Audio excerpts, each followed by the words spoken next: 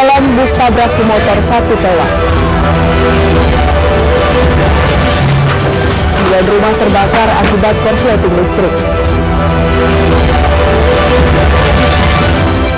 Ratusan warga protes eksekusi lahan.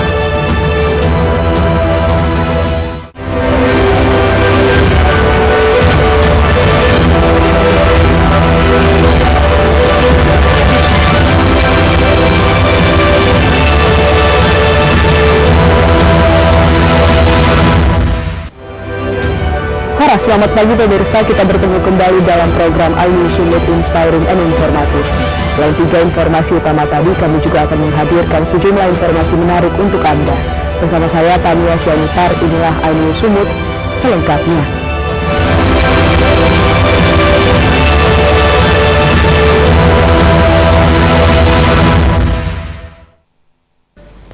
Pemirsa, sempat berhasil kabur, polisi sektor Medan Area Kota Medan akhirnya berhasil menangkap seorang sopir bus di Jalan Sisingamangaraja Medan setelah sebelumnya mengemudikan di bus secara ugal-ugalan hingga menabrak beberapa pengendara sepeda motor serta menewaskan seorang wanita.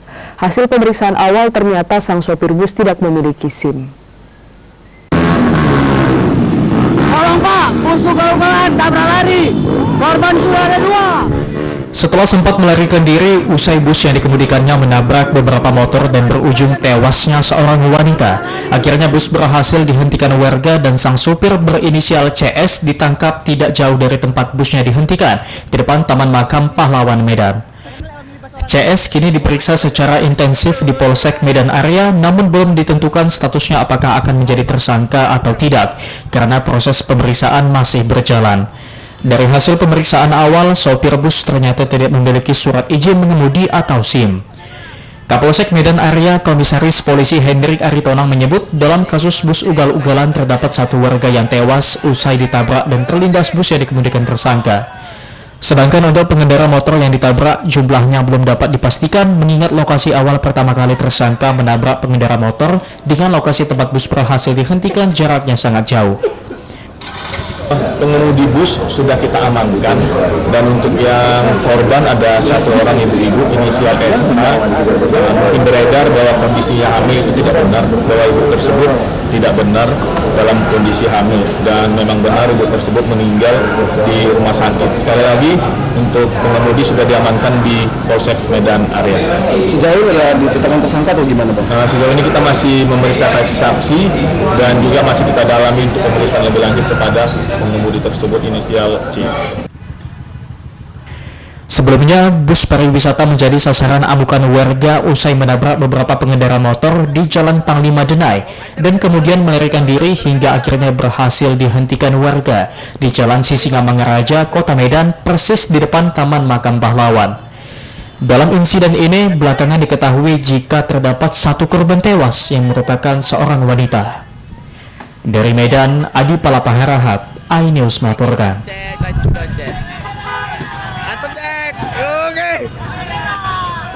Pemirsa, menikam teman sendiri hingga tewas, seorang pria di Kota Tebing Tinggi, Sumatera Utara ditangkap polisi.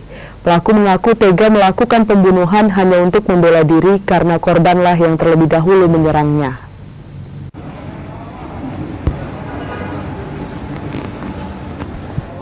Tersangka MF, 34 tahun, warga Jalan Insinyur Haji Juanda ditangkap petugas Jumat kemarin di Jalan Ikhlas, Kota Tebing Tinggi ketika sedang merencanakan melarikan diri keluar kota. Dalam pemeriksaan, tersangka mengaku tidak pernah berniat untuk membunuh korban. Namun pada saat kejadian 7 Oktober 2023 lalu, saat bertemu di Jalan Dr. Kumpulan Pane, ia terlebih dahulu diserang dan ia berusaha melarikan diri.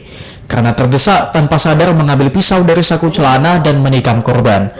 Penikaman berawal dari saat tersangka cekcok masalah penjualan sepeda motor. Tersangka merasa ditipu korban, Khairun Azmi, namun setiap ditanya korban selalu mengelak untuk bertemu. Hingga saat bertemu mereka bertengkar dan berkelahi hingga berujung korban tertikam hingga tewas. Sebenarnya saya nggak ada niat sana, nggak ada sama sekali. Jadi pertama saya ajak dia ketemuan di sono. Udah 2 kali saya ajak, pertama nggak mau, baru dia bilangnya marah-marah gitu loh Bang. Dan baru dia bilang itu salah loh kayak nulis. Ya udah bawa aja ke sana gitu katanya. Kalau nggak ngomong semua itu, ya udah aku ke sana. Nanti kalau OTW ke sana juga ya gitu lah maksudnya. Nah jadi itu udah saya ini ya nggak mau juga dia kan gitu. Jadi cocok iya kan nampaknya ini punya gitu, kenapa nggak mau kan gitu kan. Seharusnya kalau dia mau aja kan nggak bakal terjadi seperti ini Pak. Akibat perbuatannya, tersangka dijerat petugas dengan pasal 338 subsidiar pasal 353 ayat 3 KUH Pidana dengan ancaman hukuman mati. Guna keperluan penyelidikan, tersangka kini diamankan di Mapolres Tebing Tinggi, sementara pisau yang digunakan masih dalam pencarian. Dari Kota Tebing Tinggi, Abdullah Salih Hasibuan, iNews melaporkan.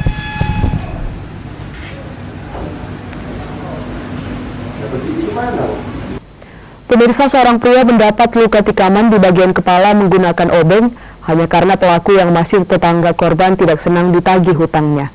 Peristiwa yang terjadi di Kelurahan Martubung, Kota Medan ini pun sudah dilaporkan korban ke Polsek Medan Labuhan.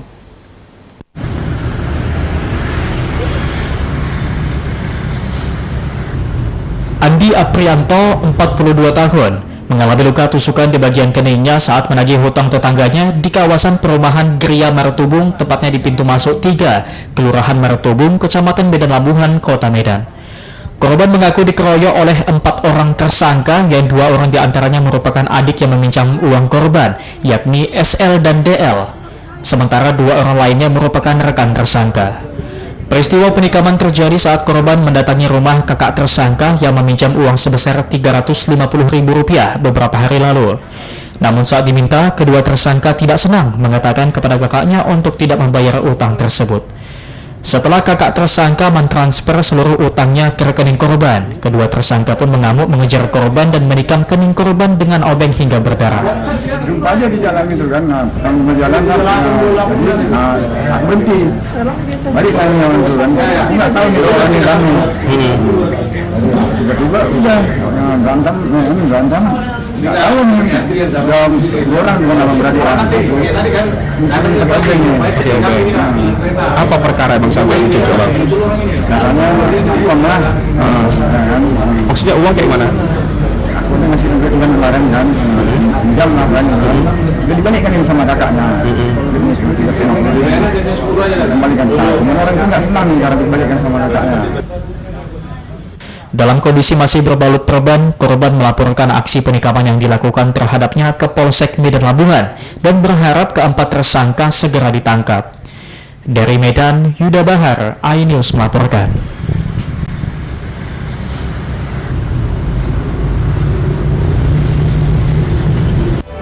Pemirsa, toko spare part sepeda motor ludes terbakar. Tetaplah bersama kami di iNews Sumut.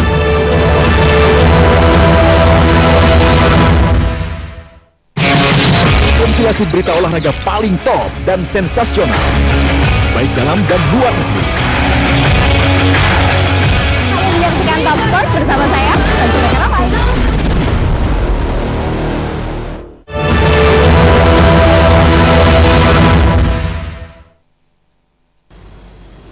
Terima kasih Anda masih bersama kami di iNews Sumut, inspiring and informatif. Pemirsa, diduga akibat korsleting listrik, 9 unit rumah semi permanen milik warga dilalap si Jago Merah di Jalan Pembangunan Kota Medan. 5 unit mobil pemadam kebakaran pun diturunkan ke lokasi guna menjinakkan api.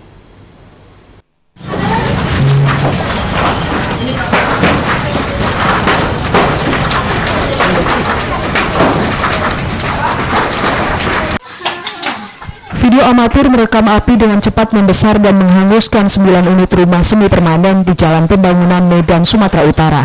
Padatnya rumah yang berdampingan serta banyaknya material yang mudah terbakar membuat api dengan cepat merambat dan menghabiskan ke 9 unit rumah semi permanen milik warga.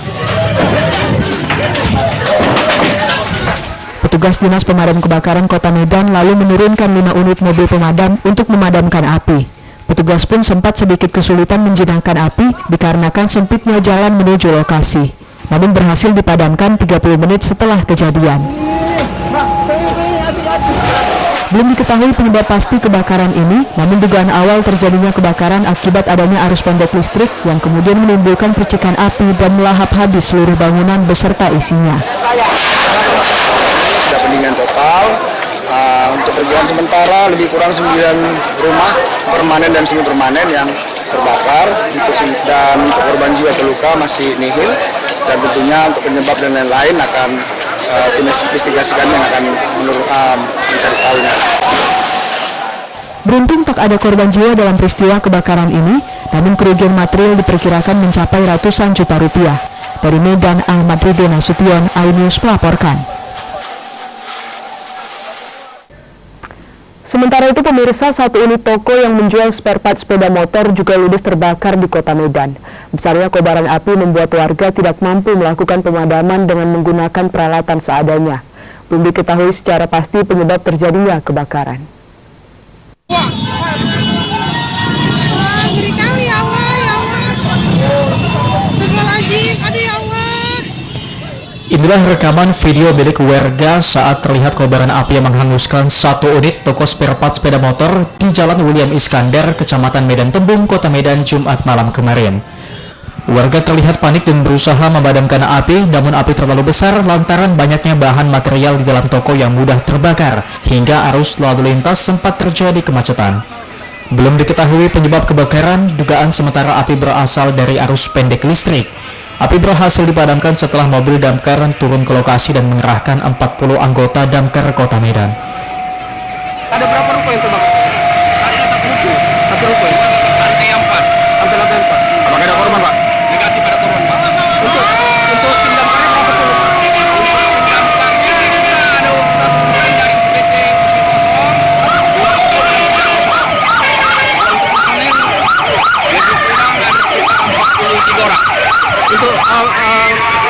kendaraan kronologi api dari mana, Pak? Kalau api tadi saya sama ini api dari bawah. Informasinya terkait listrik saya. Tim Inavis dari Polres Tabes Medan yang tiba di lokasi melakukan identifikasi di lokasi.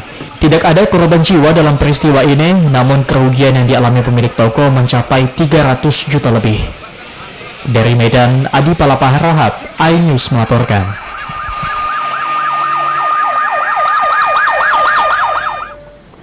Pemirsa, Wali Kota Pematang Siantar Susanti Dewayani bersama Wali Kota Medan Bobi Nasution membuka turnamen sepak bola Asosiasi Pemerintah Kota Seluruh Indonesia atau APEKSI Komisariat Wilayah 1 Sumatera Bagian Utara. Kegiatan ini digelar di lapangan Marjan Saragih Kodim 0207 Simalungun serta lapangan Rindam 1 Bukit Barisan. Timnas Indonesia baru dari wilayah APEKSI Komil 1 Sumbagut menggelar turnamen sepak bola yang diikuti 8 kesebelasan mewakili Kota Tanjung Balai, Sibolga, Tebing Tinggi, Medan, Subulu Salam, Binjai Sumawe, dan Kota Pematang Siantar sebagai tuan rumah. 8 kesebelasan dibagi menjadi 2 grup dan bertanding di lapangan Marjan Saragih Kodim 0207 Simalungun serta lapangan Rindam 1 Bukit Barisan.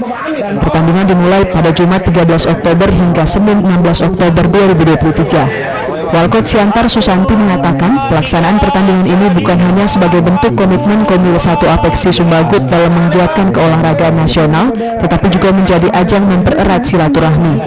Pemkot Pematang Siantar juga telah mempersiapkan segala sesuatunya, termasuk berkoordinasi dengan seluruh stakeholder untuk bersama-sama menjadi tuan rumah yang baik. Susanti mengatakan terpilihnya Kota Pematang Siantar sebagai tuan rumah pertandingan sepak bola ini merupakan sebuah kehormatan. Pematang Siantar juga mengaku siap berbenah menjadi kota destinasi yang layak untuk dikunjungi, bukan hanya sebagai kota transit atau kota perlintasan. Dan merasa bersyukur dan penghormatan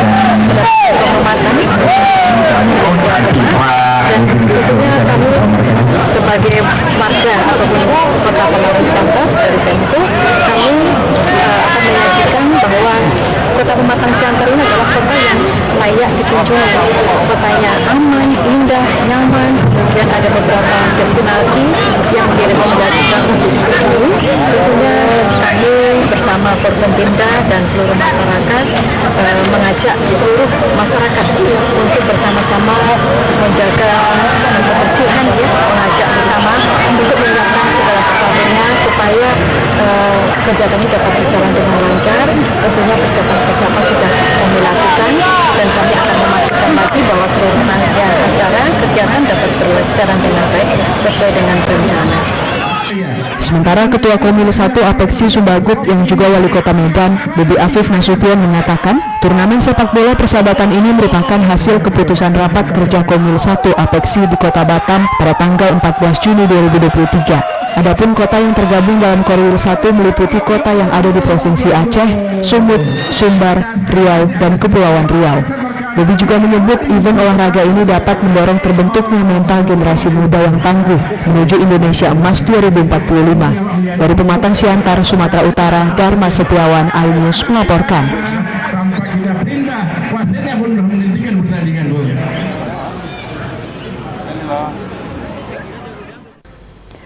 Pemirsa, PLN Nusantara Power Unit Pelaksana Pengendalian dan Pembangkitan Belawan memberikan dukungan terhadap pengembangan usaha masyarakat melalui program sampah ikan menjadi untung atau Si Jantung di Kelurahan Sicanang, Kecamatan Medan Belawan. Bantuan berupa perlengkapan usaha ini sebagai bentuk kolaborasi BUMN dan pemerintah setempat dan dinas terkait dalam hal pembuatan pakan ikan dan udang.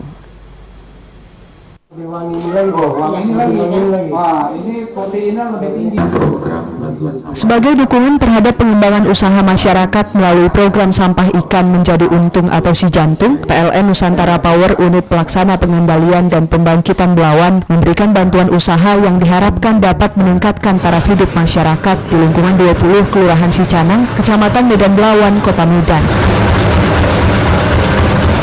Senior Manajer PLN NP UPD Belawan Harmanto mengatakan, usaha masyarakat yang baru dirintis ini membutuhkan kerja keras agar bisa berkembang lebih maju dan sukses. Senior Manajer PLN NP UPD Belawan Harmanto mengatakan, usaha masyarakat yang baru dirintis ini membutuhkan kerja keras agar bisa berkembang lebih maju dan sukses. Untuk itulah PLN NP UPD Belawan akan terus memantau progres perkembangannya secara periodik, sehingga UMKM ini nantinya bisa melakukan ekspansi pemasaran produk pakan yang dihasilkan keluar daerah. Nusantara Power ya, setelah kami ASA ada program CSR. CSR itu adalah peduli lingkungan termasuk juga peduli masyarakat. Nah, di sini kami berkoordinasi dengan Pak Camat, Lurah, terus ada program Si Jantung itu memanfaatkan limbah bekas ya, limbah dari ikan yang tidak terpakai, nilai jualnya rendah, terus diolah menjadi pelet yang tentunya lagi untuk membuat pakan udang maupun ikan ditambah itu yang tentunya di sini harapan kami bisa berkelanjutan dan tentunya juga memberikan manfaat yang positif ya kepada warga masyarakat di sini juga, terus bisa meningkatkan taraf hidup juga karena ini semua dilibatkan di sini dari Forkompindanya, Bu Lurah, Pak Camat, terus ada dari Dinas Perikanan juga, terus dari Dinas Koperasi juga. Harapan kami semakin berkembang dan tentunya memberikan manfaat yang baik kepada masyarakat di Sicanang itu sendiri. Pada kesempatan ini, Camat Medan Belawan Yogi Irawan menambahkan, kerjasama ini sebagai bentuk kepedulian PLN NP UPD Belawan terhadap peningkatan UMKM lokal. Dipilihnya Kelurahan Sicanang sebagai lokasi usaha, mengingat Sicanang sangat dekat dengan bahan baku pembuat pakan dan hampir sebagian besar warganya berprofesi sebagai nelayan.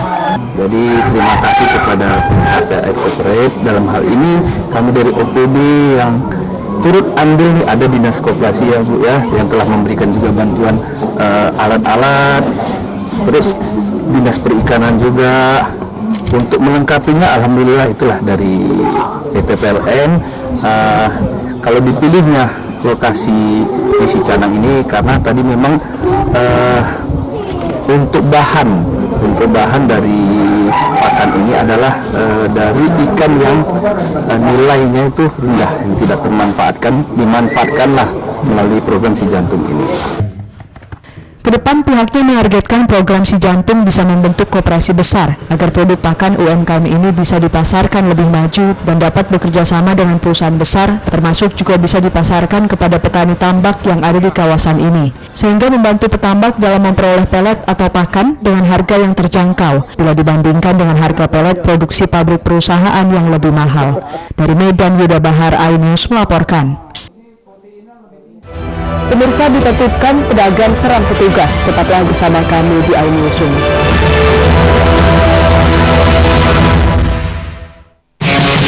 Kompilasi berita olahraga paling top dan sensasional, baik dalam dan luar negeri.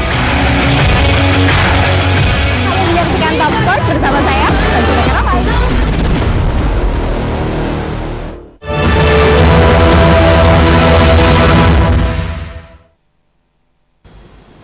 Terima kasih Anda masih bersama kami di iNews Sumut Inspiring and Informatif. Pemirsa, ratusan warga yang tergabung dalam kelompok Tani Patama melakukan aksi protes atas keputusan Mahkamah Agung yang melakukan eksekusi paksa lahan melalui Pengadilan Negeri Rantau Prapat atas lahan seluas 126,7 hektar yang di dalamnya terdapat lahan perkebunan sawit milik Lee Kim Seng alias Aheng di Desa Blungkut, Kecamatan Merbau, dan di Desa Negeri Lama Seberang, Kecamatan Bila Hilir, Sumatera Utara.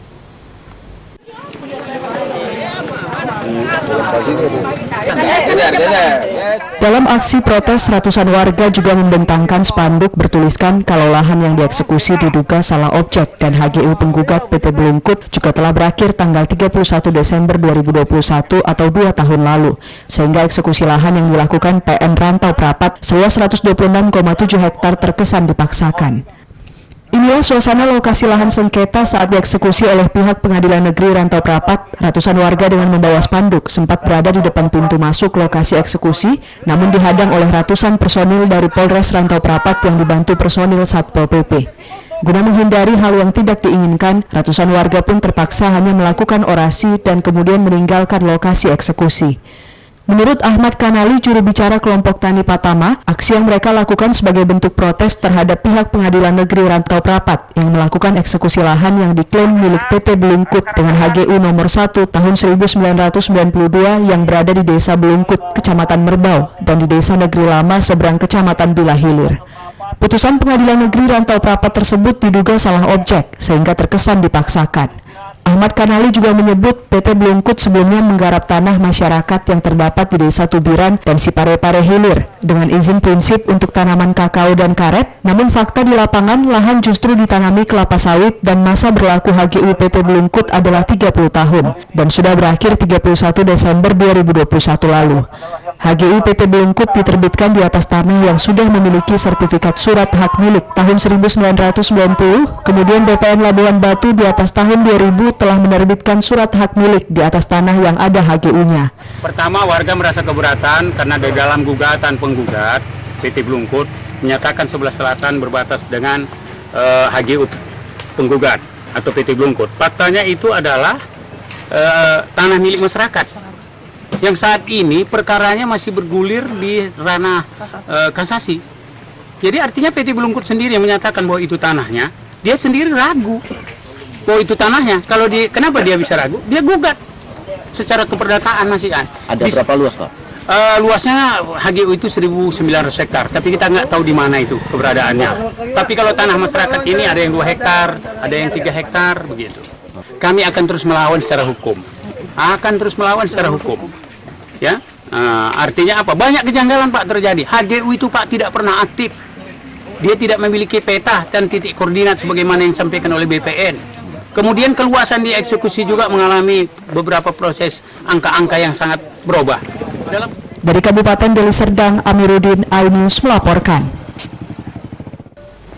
Pemirsa, aksi seorang pedagang kaki lima melakukan perlawanan dengan menyerang petugas Satpol PP menggunakan kursi dan pisau viral di media sosial. Pedagang ini keberatan dengan aksi petugas yang dinilai kasar saat hendak menertibkan lapak dagangan miliknya.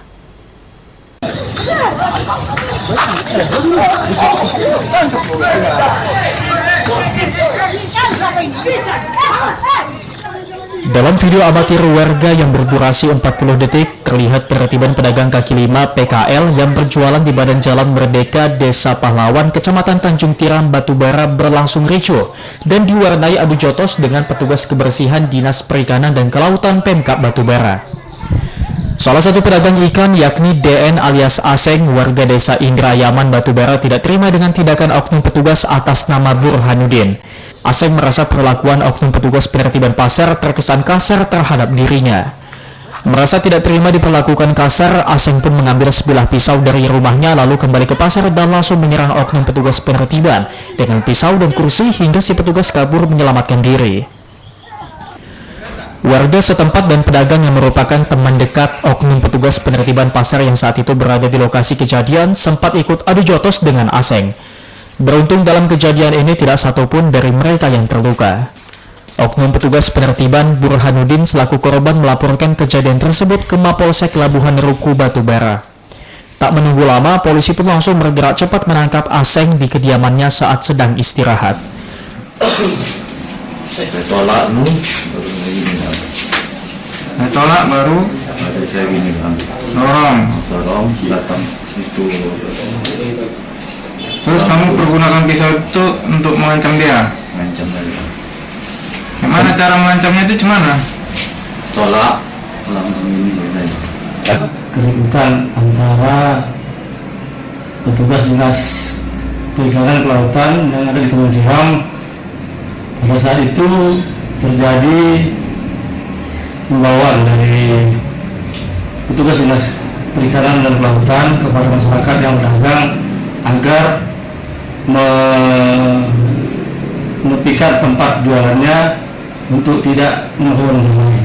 Kemudian salah seorang pedagang inisial AS tidak senang terhadap petugas sehingga terjadi ancaman terhadap petugas dinas perikanan kelautan.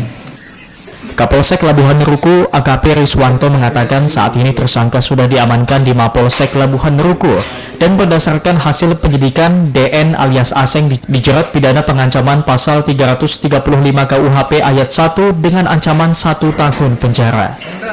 Dari Batubara, Fadli Pelka, iNews melaporkan.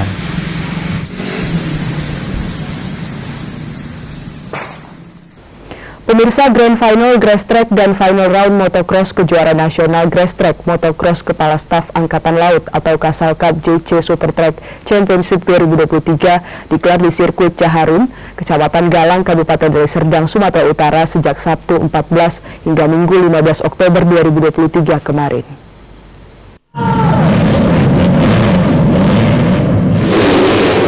Seri kelima yang diikuti sebanyak 137 pebalap dan 259 starter ini diselenggarakan melalui sinergitas Ikatan Motor Indonesia bersama TNI AL, pemerintah daerah, serta JC Super Track sebagai pihak swasta.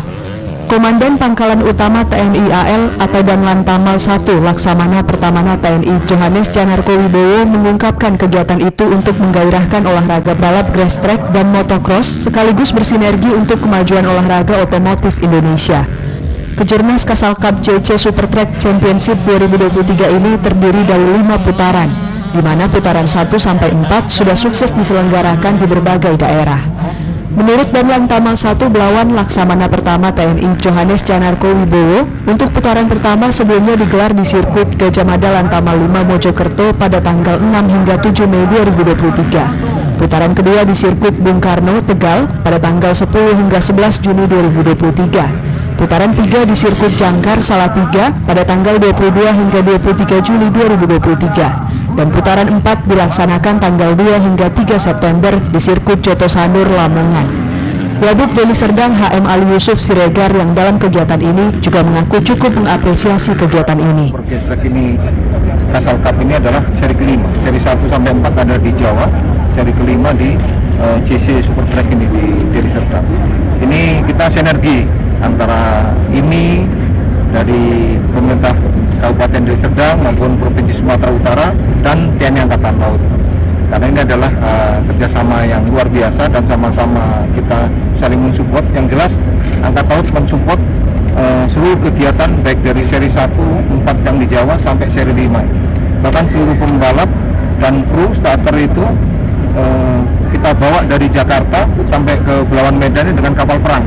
Itu support dari Angkatan Laut itu, dan itu pengalaman pertama yang dialami oleh para crosser itu yang naik kapal perang. Kami dari pemerintah Kabupaten Serdang mengucapkan terima kasih kepada Danlan Tamal, kepada IMI, kepada Mas Dudung selaku tuan rumah yang melaksanakan kegiatan Grand Final ini. Mudah-mudahan kegiatan ini sukses nantinya dan kita melihat mendapatkan juara-juara tingkat nasional. Putaran Grand Final pada hari kedua Minggu kemarin juga dihadiri langsung oleh Kepala Staf Angkatan Laut atau Kasal yang juga berkesempatan memberikan penghargaan kepada para pemenang kejurnas yang selama ini digelar. Dari Medan, Yuda Bahar, iNews melaporkan. Pemirsa, informasi tadi mengakhiri Ainul Sumut hari ini. Saya Tania Sianipar mengucapkan terima kasih atas kebersamaan Anda. Selamat beraktivitas, sampai jumpa.